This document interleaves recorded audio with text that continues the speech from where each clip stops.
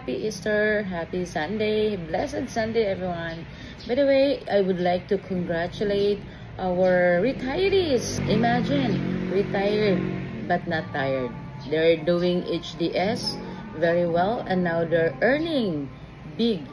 And they're so happy doing HDS. Aside na nakatulong sila sa iba, they will enjoy their time and sharing to their friends, relatives, so that everyone earned big as much that what they have earned.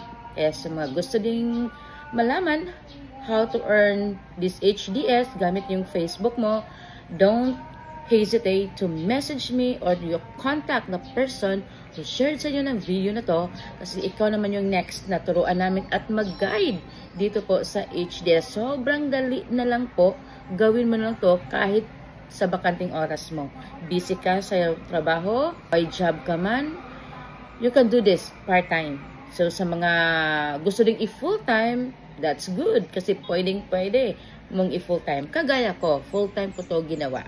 Kaya sa mga teachers like me, go. And sa mga student na gusto ding maka-give back sa parents, gustong sila na pong magbayad na kanang tuition fee for the coming school year, better start now so that you can enjoy the income in HDS. Kaya message below.